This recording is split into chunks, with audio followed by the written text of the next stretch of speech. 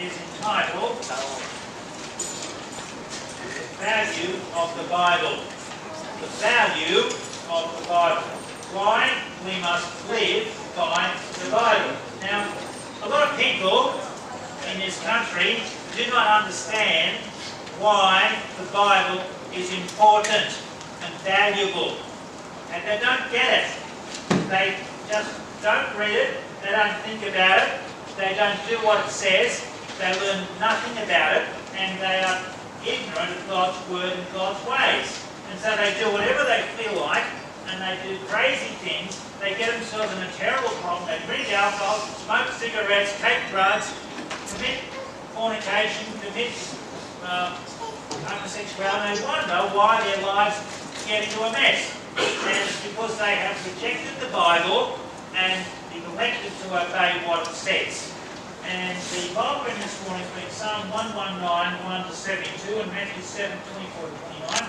Our memory verse this morning is Psalm 119, verse 1, 130. The entrance of thy words giveth light, it giveth understanding unto the simple. A simple person is what? A person who has not much understanding of what is right and what is wrong, or how to live. We all start off simple, ignorant, unlearned, unwise, but the Bible, the entrance into our mind of God's Word, gives us light, meaning it dispels the darkness, it turns away the confusion, it gives us confidence that we are doing the right thing, that we are on the right track, that we can have a better life. Okay? And we can prevent a lot of problems. It gives us understanding unto the simple. It gives us understanding of why we should do certain things and why we should avoid doing wrong things. And a lot of people don't know why things happen, or they don't know the consequences of their actions. Those people, and they had silly people telling them the Bible's not the Word of God or not true, and they believed it without checking it out. For example, in Islam, they consistently say that the Bible is changed or corrupted. Is that what they say? And you say, well, prove it, mate. Who corrupted it? Don't know. Which parts are corrupted? Don't know. When did it get corrupted? Don't know. Well, if you smarty pants know so much about the Bible being corrupted, why don't you produce a correct Bible, eh? Because they're liars, and they haven't proved it and checked it and asked the right questions. They have not studied the prophecies of the Bible. Proof of the Bible is based on fulfilled prophecies. Amen? Over 1,000 prophecies that have been fulfilled as history progresses. No other book is that. Nothing. No one. Only God knows the future. That's why we know the Bible is the Word of God. And so, rejecting the Bible opens people up to believing any mad ideas that are floating by in the fashions of the world. Most churches today do not teach important Bible truths. Think about it. Most churches in the world today do not teach important Bible truths, such as what? Well, most churches don't teach the Trinity. They might believe it, but they don't know how to explain it. They don't teach what Son of Jesus means, being Son of God means. They probably don't know what Son of God means. They don't know the Greek technon little boy and huios same nature as. Jesus and huios same nature God, not the little boy. They don't teach that. They don't have years to come into their churches. They don't teach about the sin, homosexuality. They think that's just another lifestyle. Drive past the United Church, you get the rainbow flag up, and you drive down Penhill's Road towards the Canadian, you've got the pink posters of the homosexual United Church of Burnside. Why would they have a pink billboard? Why wouldn't they have a pink billboard outside my house? A pink bloke's house. Pink billboard. Get it? Why would they read such a thing? People might think I'm homosexual. I don't want you to have any part of that. I hate it. It's ungodly. It's the devil. And homosexuality destroys people's lives. It's unnatural. It's offensive to God. It's anti-Bible, and it destroys their family tree. And only mad people would become a homosexual. Just pretend you forget it. It's just the devil reflecting you. Also, most churches do not teach six-day creation. The Bible, theological teaches evolution. It's on top. Forget it, mate. Get yourself a science degree and see what's wrong with evolution. And then they don't teach Bible prophecies of Christ's first coming much, nor of his second coming. They don't teach the errors of the Catholic Church. They don't teach the errors of modern Bible versions and NIVs. And the less the Bible is taught, the more errors will spread. Bible understanding, Bible teaching will stop the spread of evil ideas and evil practices. Amen? And the sad thing is that most churches do not teach the correct, important Bible truths.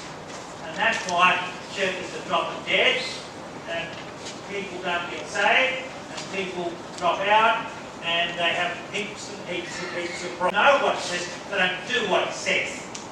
And problems come flooding in, and they say, oh, wonder why that went wrong. Wonder why those problems happen. Because you departed from the Bible, eh? And if it gets worse, it gets to the politicians, and the politicians implement ungodly anti-God, anti-Christ policies, like what they're thinking of doing and taking away the rights of Christian schools to kick out homosexual students or homosexual teachers. You have to have the right to employ people who agree with the biblical position, but they want to take that right away. And so the less the Bible is taught, the more errors spread, and Bible understanding stops the evil spreading. Now, the heading this morning I look at is, what is the value and importance of a nation teaching and believing the Bible? What is the value and importance of a nation teaching the Bible and believing the Bible? Well, first of all, we see, number one, the first benefit of the Bible is that the Bible gives understanding of God's ways. We saw that verse on the screen. We have the entrance of thy word giveth light, it giveth understanding unto the simple. It makes us have right thinking. It makes us think clearly and correctly and rightly, and not get misled into error. So that's a very valuable benefit. Gives us an understanding of God's ways. And the second benefit of the Bible is it rebukes sins, errors and wrong ideas. In Psalm 119, verses 9, 10, 11, it says, wherewithal, or how, shall a young man cleanse his way? Many young men naturally make some mistakes, as we all learn, by trial and error, to some extent, by taking heed thereto according to thy word. With my whole heart have I sought thee, now let me not wander from thy commandments. 11. Thy word have I hid in my heart. Why? That I might not sin against thee. Saying here the Bible prevents sin. And sin causes problems. So the Bible prevents sin and prevents problems. Okay? Sin gets done and then problems follow. You don't? Anybody here like to have more problems? No? Well, do what the Bible says and avoid sin. Okay? And you'll have less problems. So the Bible rebukes sin, errors and wrong ideas. The third benefit of the Bible is that the Bible shows us what happens when people follow wrong ideas and also when they follow right ideas. The amazing thing about the Bible, as you look at the Bible characters, good outcomes, and other people in history made wrong decisions, sinned against God, and they had bad outcomes. Bad results. Big problems, amen? And you don't want that. So the Bible allows us to have a microscope on the people of the past to see what they did wrong and how it led, what it led to, and what they did right and what happened. For example, here one example. After King Solomon died, you have his son Rehoboam coming to the throne, and he was confronted with a decision. He was asked the question, the people said, lower the taxes. And he said, well, I lower the taxes, what do I do? So he asked the old men, and the old men said, yes, Lower the taxes. Who's here in favour of lower taxes? Anyone? Anyone like lower taxes? Hand up. Lower taxes. Yeah. Men, the young guys, and they said, no, raise the taxes. Wonder why the young people said raise the taxes? Because they probably never had a business of their own, probably never had to pay the bills, probably lived off their dad. Okay? And so they said, raise the taxes. And the kids said, oh, that's a good idea. So he said, I'll raise the taxes. And the people said, get lost. We're breaking away. And 10 tribes out of 12 broke away because the silly king took the advice of uninformed, uneducated, inexperienced young people. And that's exactly what's happened today. A lot of young people don't have experience of running a business, so they create problems and they make the same mistakes. Okay? And this is the problem. Okay, so that's what the Bible does. It shows what happens when people follow wrong ideas and what good results happen when people follow right ideas. Is that good? So you can learn from your own mistakes, but you can also learn from others' mistakes, can't you? Better than making your own mistakes. Now the fourth benefit of the Bible explains where we think. They do not like to thank God with knowledge. And so, but reading the Bible, we learn that God created us. And you look at yourself, you are very well designed. You're not just created, but you are designed to function very, very well. Amen? Everything about you functions pretty well. Okay? Until it breaks down from your junk food or drugs. And then you have to say, oh, wonder what went wrong. Okay? Okay, so the Bible tells us where we came from. Created by God, and we are accountable. Number 5, the Bible explains why we are here. Why are we here? What's the reason for our living on the earth? Is it to eat, drink, and be merry, for tomorrow we die? No. Is it to see how much fun you can have? No.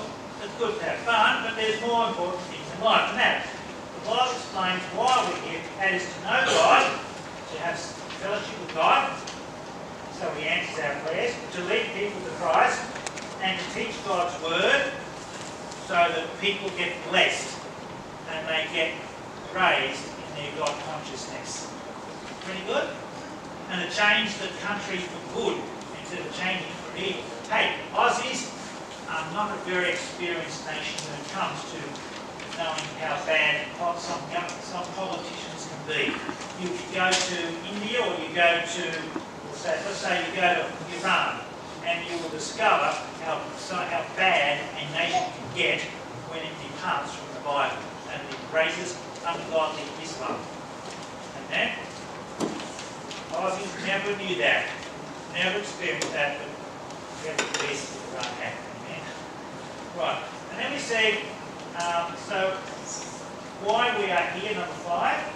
Now, number 6 benefit of the Bible explains how to have a happy, peaceful, blessed life.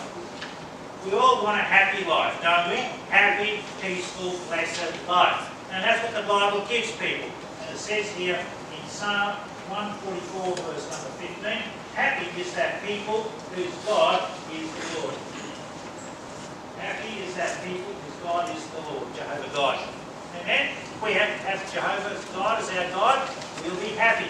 If you have Allah as your God, you'll have problems.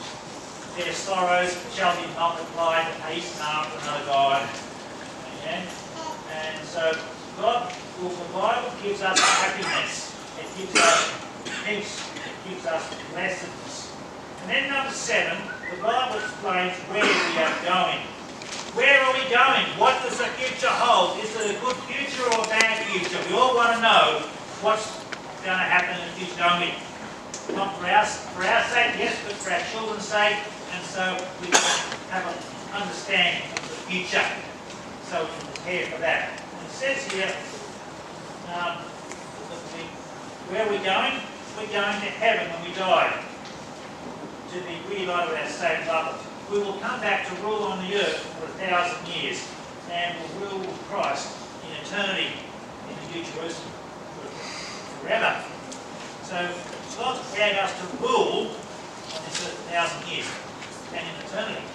And that's a very exciting thought when you think about it. That means God has a great future for us. You are not a nobody. You are a somebody in God's mind, and you have God has great plans for you, not just in this life, but in the life to come, in the millennium and in eternity future. And that, to me, is a very strong motivation for me to be the very best that I can be for God, and the very totally Bible-believing, Bible-based Christian in all my decisions, so that I have the best outcomes, and I please God, and God will say to me, well done, thou good and faithful servant. We all want Jesus to say that to you? Absolutely yes. Okay. Number 8. The Bible gives us certainty of going to heaven and seeing our saved loved ones again. We all need certainty of going to heaven. A very important question to ask on stage people is this: if you died tonight or sometime, do you know 100% for sure if you would go to heaven? No, don't know that. Question 2, would you like to be 100% sure? Yes, I would. Well, the Bible shows how. And there's 4 key truths here. Have a look on the inside. Can you read the first heading in the first verse, please? Read it. What's the man idea? It tells me. And away you go. Okay? Learn how to use the stop track to lead people to Christ and to train soul winners. Amen?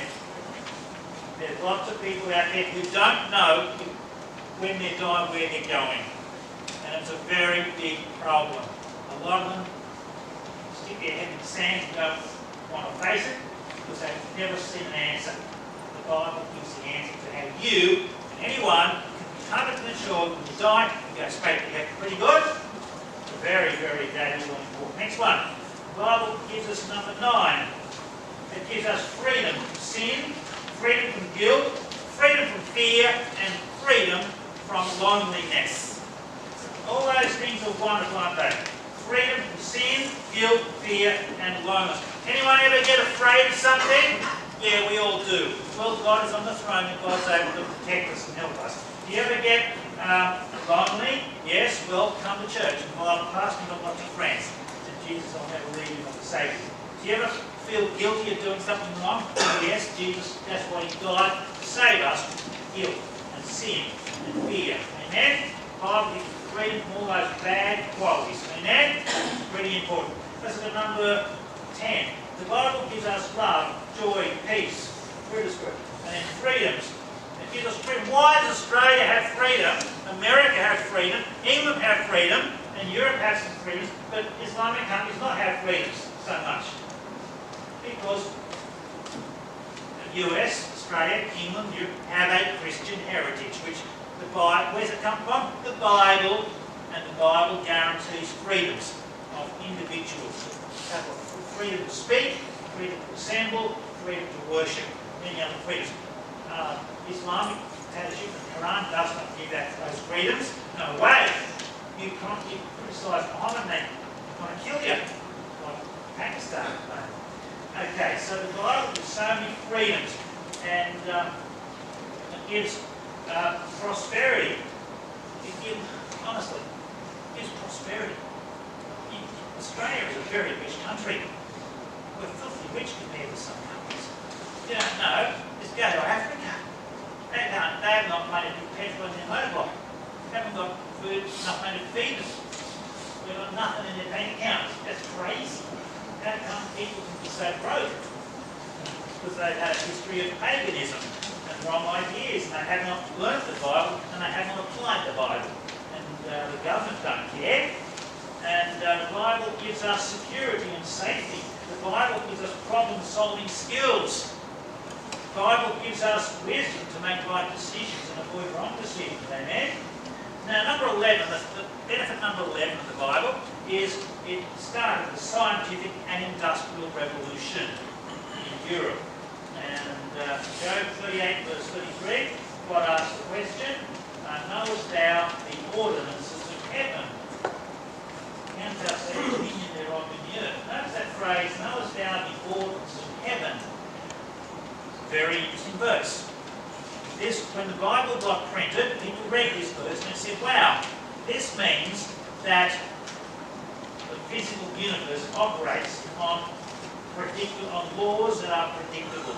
So that we can do experiments and we get the same outcome 24/7, 365 days a year.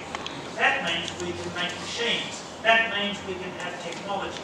That means we can do electricity, have electricity. That means we can have all these predictable outcomes from scientific experiments and engineering devices. But the Islamic world, when faced with that question, are there predictable guaranteed laws? The Islamic world said, oh, no. Allah can change the laws anytime he wants. That means you can never have a predicted outcome, and you can never have technology. Because technology is based on predictable outcomes.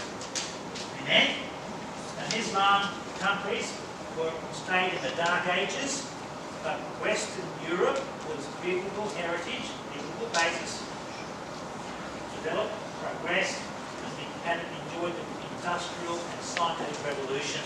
And the Western world outstripped by far the Islamic world because of this verse. One verse showed scientists in Europe that have predictable scientific outcomes. And that's why technology developed in Europe, at least. People don't know that, but that's what they were working out back then. Okay, number 12. The Bible destroyed the Catholic Church's control of much of Europe. The Catholic Church had terrible control of Europe from since about 320 until about, say, 1570, Martin Luther. And they said, oh, you've got to pay money to get your dead father out of purgatory.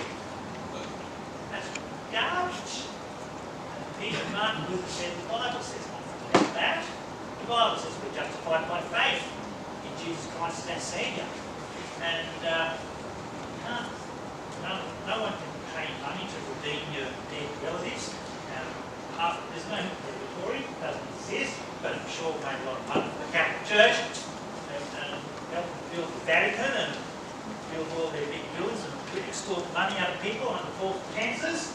It's an evil institution, the Catholic Church. And they talk about praying to Mary and sprinkling holy water on people and sprinkling water on babies and telling them they're now a Christian.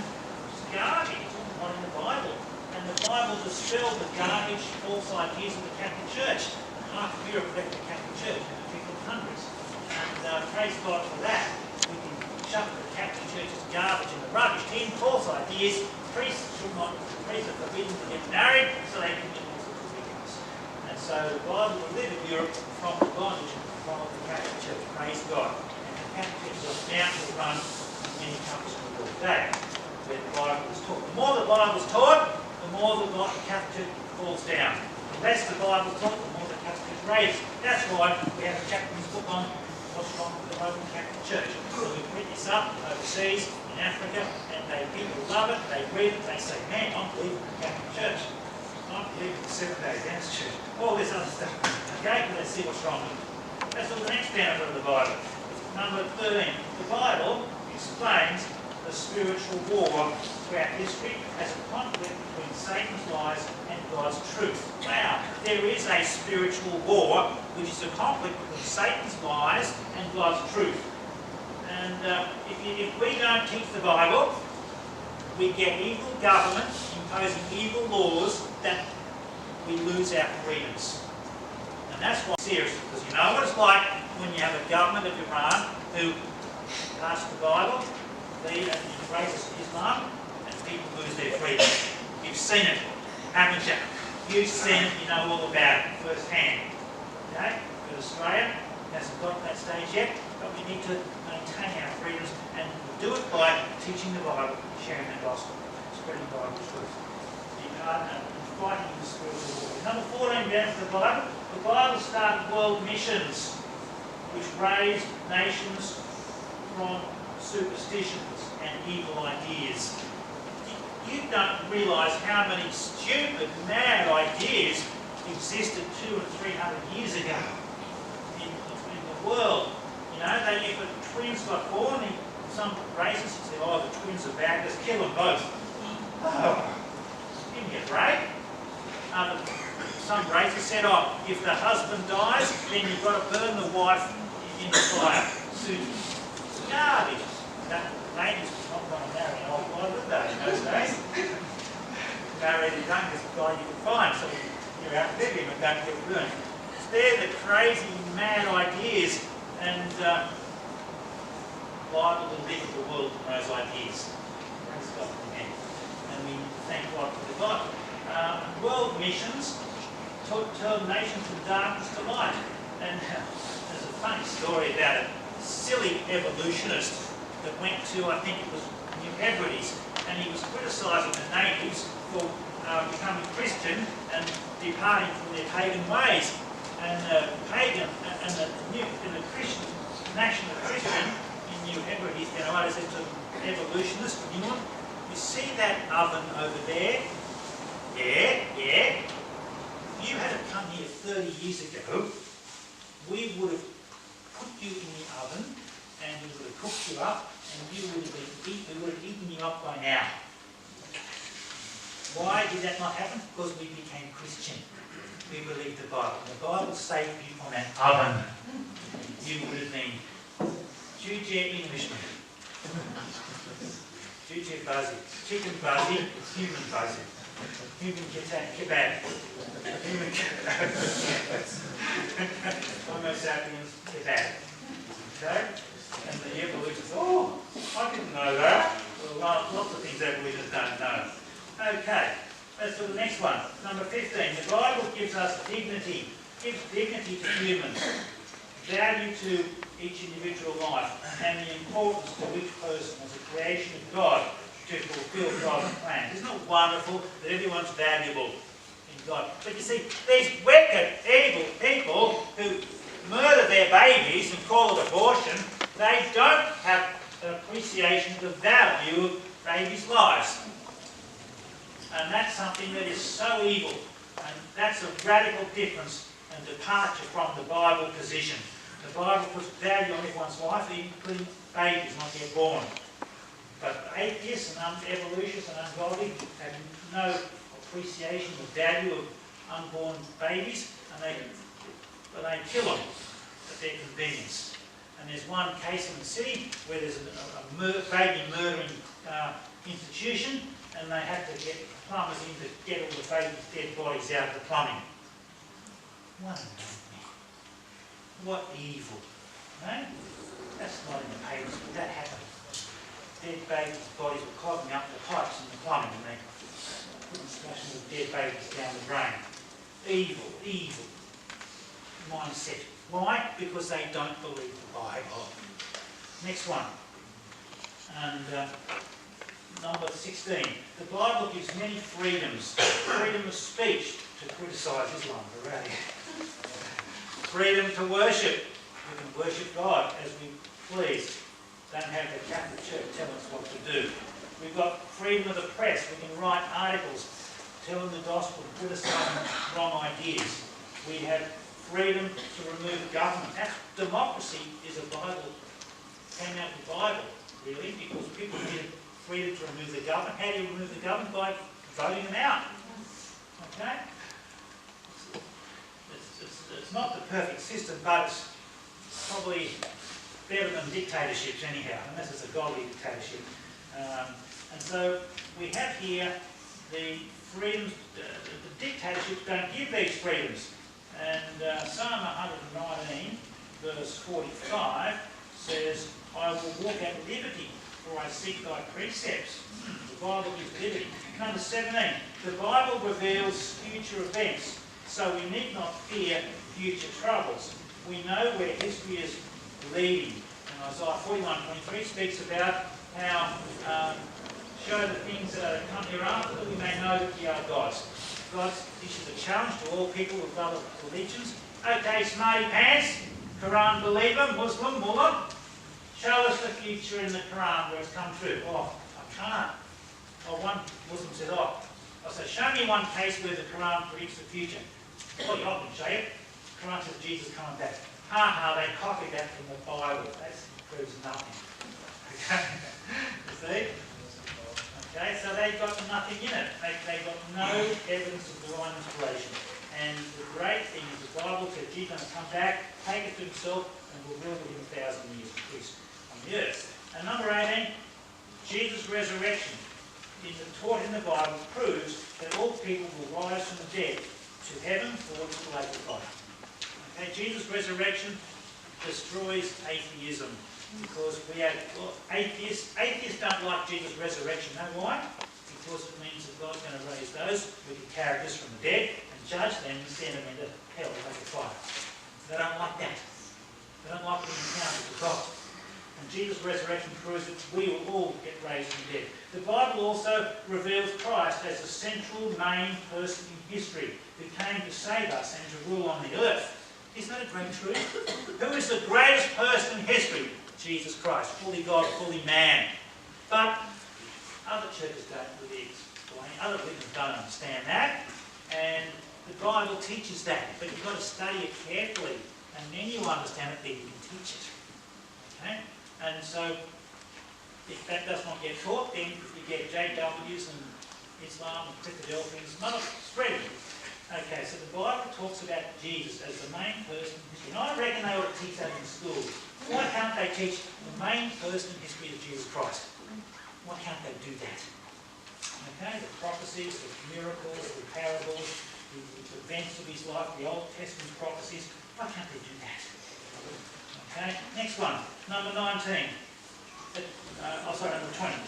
The Bible explains the Trinity and how Jesus is God manifest in the flesh. Okay, number 21. The Bible shows how we can know God personally, have our prayers answered, and our problems solved. Number 22. The Bible cures mental depression by God speaking to us as we read it and live it. The Bible gives us comfort and hope. Yeah, someone said to me, I haven't seen, I'm only this guy, I said, I haven't seen you at church for a few months. What's the problem? I've got very bad depression. I said, well, come to church. What? Have you been reading your Bible lately? No.